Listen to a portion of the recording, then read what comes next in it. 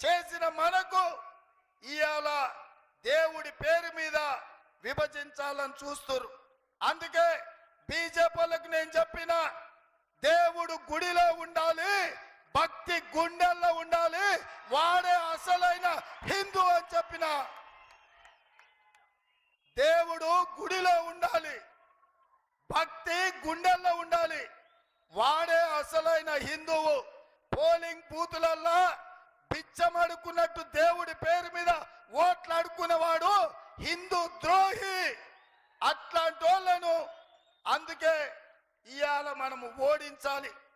అదే కాదు మిత్రులారా, ఆనాడు డాక్టర్ వైఎస్ రాజశేఖర రెడ్డి గారు ఉన్నప్పుడు సోనియా గాంధీ గారి నాయకత్వంలో ఇందిరమ్మ ఇండ్లు ఇచ్చినాం, ఆరోగ్యశ్రీ పథకం ఇచ్చినాం, రైతు రుణమాఫీ చేసినాం, ప్రాజెక్టులు కట్టినాం. ఈ రోజు కూడా అదే విధమైన పాలన, అదే విధమైన అభివృద్ధి మనం చేసుకుందాం.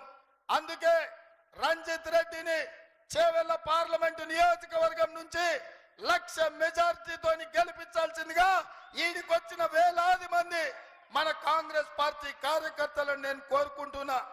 1,00,000 మెజారిటీ ఇవ్వడానికి మీరు సిద్ధమా? సిద్ధమా? సిద్ధమా? సిద్ధమా? సిద్ధమా?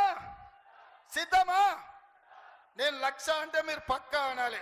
ఓకే, 1,00,000 1,00,000 1,00,000 1,00,000 1,00,000 1,00,000 1,00,000 వెనకాల ఉన్నోళ్ళు కూడా అనాలి, వెనకాల దూరంగా ఉన్నోళ్ళు కూడా అనాలి. 1,00,000 1,00,000 1,00,000 1,00,000 1,00,000. జై కాంగ్రెస్, జై జై కాంగ్రెస్. హస్తం గుర్తుకే, హస్తం గుర్తుకే. ధన్యవాదాలు మిత్రులారా.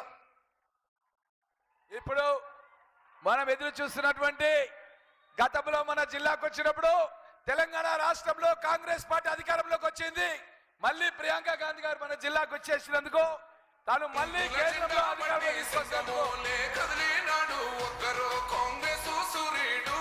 మన రాహుల్ గాంధీ నిగదీసి అడిగే మునగాడు, వీడు భూమి నవానైతాడు, బీద సాదల ధైర్యం వీడు, దోపిడి దొంగల భరతం పడతాడు. మన రాహుల్ గాంధీ దేశం బంగారు పోతే అవుతాడు.